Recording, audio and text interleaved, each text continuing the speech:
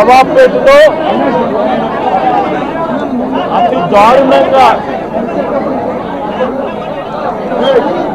కేవలం ఆధిపత్యం అన్నది చాటడం కోసం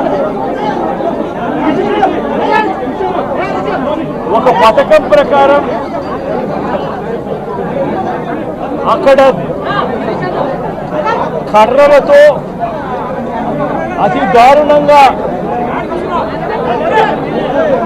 దాదాపుగా 20 మంది కలిసి కర్రలతో అతి పాశవికంగా కొడుతూ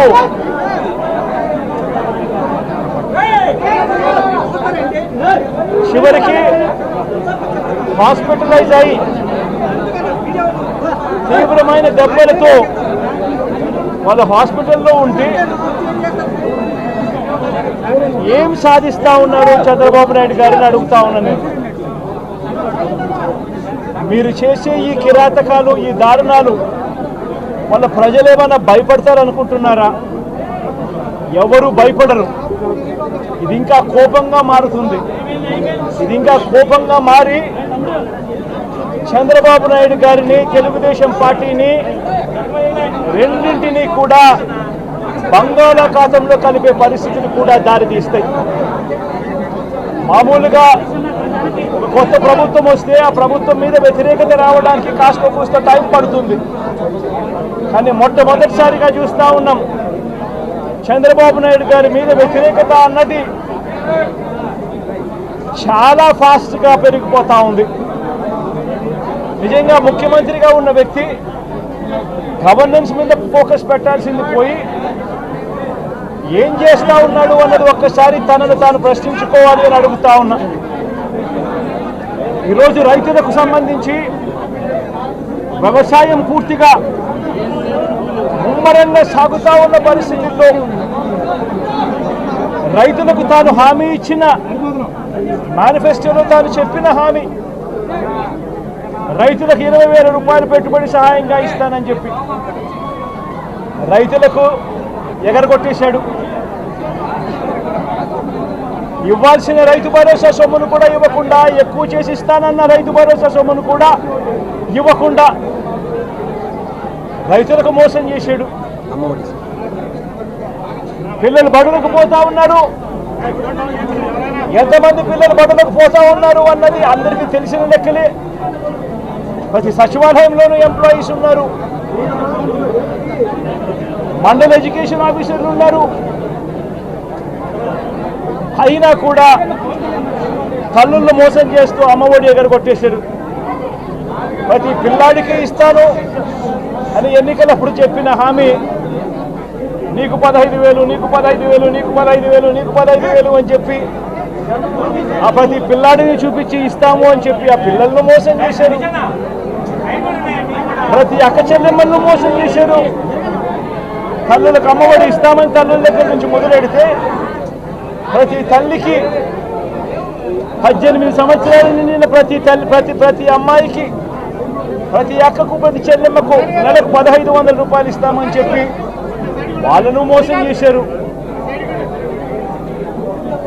ఈరోజు ఫీజు రీఇంబర్స్మెంట్ తీసుకుంటా ఉన్న పిల్లలు జనవరి, ఫిబ్రవరి, మార్చ్ క్వార్టర్ ఫీజులు రాలా. ఏప్రిల్, మే, జూన్ ఫీజులు, 2వ క్వార్టర్ కూడా ఫీజులు రాలా. పిల్లలు చదువుకునేదానికి కూడా ఇబ్బంది పడే పరిస్థితిలోకి, ఫీజులు కట్టలేని పరిస్థితిలోకి కాలేజీ యాజమాన్యాలు ఫీజులు అడుగుతా ఉన్న పరిస్థితిని ఈరోజు చూస్తూ ఉన్నాం.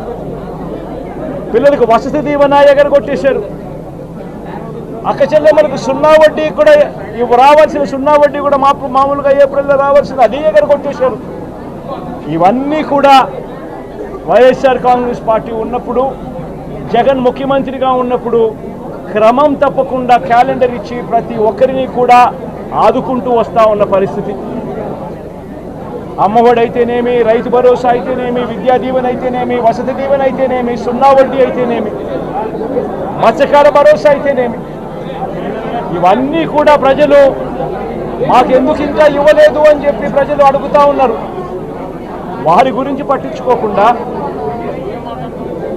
వారికి చేయాల్సిన మంచి గురించి పట్టించుకోకుండా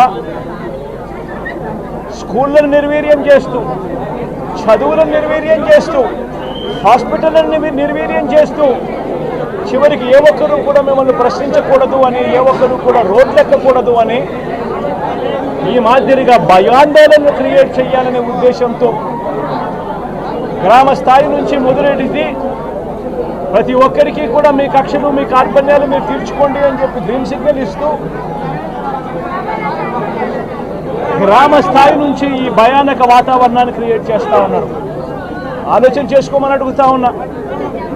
మళ్ళీ చెప్తా ఉన్నా చంద్రబాబు నాయుడు గారికి, మీరు చేస్తూ ఉన్నది తప్పుడు సాంప్రదాయం. ఇది కనుక కొనసాగింది అని అంటే రేపు పొద్దున ఏం జరుగుతుంది అని అంటే, ఈరోజు మీ ప్రభుత్వం ఉంది, చాలా వేగంగా మీ ప్రభుత్వం కూడా తుడిచిపెట్టుకొని పోతుంది. ఆ తర్వాత మళ్ళీ మా ప్రభుత్వం వస్తుంది. ఆ తప్పుడు మా ప్రభుత్వం వచ్చినప్పుడు కార్యకర్తలు నేను వద్దు అని చెప్పినా కూడా వినకుండా ఆ కార్యకర్తలు చంద్రబాబు నాయుడు గారి తెలుగుదేశం పార్టీ వాళ్ళందరికీ కూడా బుద్ధి చెప్పే పరిస్థితి కూడా చంద్రబాబు నాయుడు గారు బీజం వేస్తూ ఉన్నారు ఈరోజు. దయచేసి నేను చంద్రబాబు నాయుడు గారికి చెప్తా ఉన్నా, ఈ తప్పుడు సాంప్రదాయాలను ఇంతటితో ఆపండి. ఈ తప్పుడు సాంప్రదాయాలు పెద్దయ్యాయి, వృక్షాలైనాయి అని అంటే ఆ తర్వాత ఆపడం ఎవరి చేత కాకుండా పోతుంది. ఇప్పటికే లా అండ్ ఆర్డర్ అనేది గాడి తప్పింది. ఇప్పటికే ఏం జరుగుతూ ఉంది అన్నది మీకే తెలియకుండా కూడా జరిగేంత దారుణమైన పరిస్థితిలోకి ఈరోజు లా అండ్ ఆర్డర్ పోతూ ఉంది. ఒక వైఎస్ఆర్సీపీ కార్యకర్తలే కాదు, వైఎస్ఆర్సీపీని అభిమానించే వాళ్ళే కాదు, చివరికి మహిళల మీద కూడా అగత్యాలు పెరిగిపోయినాయి, చిన్నపిల్లల మీద కూడా అగత్యాలు పెరిగిపోయినాయి. ఇష్టం వచ్చినట్టుగా రౌడీజం పెరిగిపోయింది. ఇష్టం వచ్చినట్టుగా ఎవరికి బుద్ధి పుడితే వాళ్ళు చేస్తూ ఉండే కార్యక్రమాలు జరుగుతూ ఉన్నాయి. లా అండ్ ఆర్డర్ పూర్తిగా గాడి తప్పిన పరిస్థితులు కనిపిస్తూ ఉన్నాయి. ఇప్పటికైనా చెప్తా ఉన్నాను, హెచ్చరిస్తూ ఉన్నాం, మరొక్కసారి కూడా చెప్తా ఉన్నాం. శుక్రవారం ఈ మధ్య కాలంలోనే జరిగిన ఇంకొక ఘటనలో ఏకంగా చంపేసిన ఘటన చూశాం నంద్యాలలో. శుక్రవారం నేను అక్కడికి కూడా పోతా ఉన్నాను. ఆ ఘటనను కూడా ఒకసారి రాష్ట్రం దృష్టికి, దేశం దృష్టికి కూడా తీసుకొని పోయే ప్రయత్నంలో భాగంగా అక్కడికి కూడా వెళ్ళి జరిగిన అగాత్యం, జరిగిన అన్యాయం అక్కడ కూడా హైలైట్ చేసే కార్యక్రమం కూడా చేస్తాం. ఖచ్చితంగా హైకోర్టు తలుపులు తడతాం, అవసరమైతే సుప్రీంకోర్టు తలుపులు కూడా తడతాం. ఇప్పటికే ప్రధాన రాజకీయ పక్షాలన్నింటికీ కూడా రాష్ట్రంలో జరుగుతూ ఉన్న అన్యాయాల గురించి వివరించడం జరిగింది.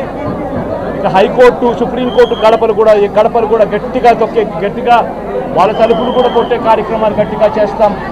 రాష్ట్రంలో జరుగుతూ ఉన్న ఈ అన్యాయాలు, ఈ ఆక్రందనల మీద ఎందుకు ప్రెసిడెంట్ రూల్ విధించకూడదు అని చెప్పి కూడా గట్టిగా వాళ్ళని అడిగే కార్యక్రమం కూడా చేస్తాం. గవర్నర్ గారిని కూడా ఈ విషయంలో కలగజేసుకోవాల్సిన అవసరం ఉంది అని చెప్పి కూడా గవర్నర్ గారిని కూడా ఈ సందర్భంగా విన్నపిస్తూ ఉన్నాం. ఇవన్నీ కనీసం మీరన్నా సుప్రీంకోర్టు జడ్జిగా పనిచేశారు, కనీసం మీ సమక్షంలో మీరు ఉండగానే ఇవన్నీ ఈ రాష్ట్రంలో జరుగుతూ ఉన్నాయి. దయచేసి మీరు కూడా కాస్తో కూస్తో చూసేసి ఉన్నట్టుగా పోకుండా మీరు గట్టిగా ఇన్వాల్వ్ కమ్మని చెప్పి గవర్నర్ గారిని కూడా ఈ సందర్భంగా విజ్ఞప్తి చేస్తూ ఉన్నారు.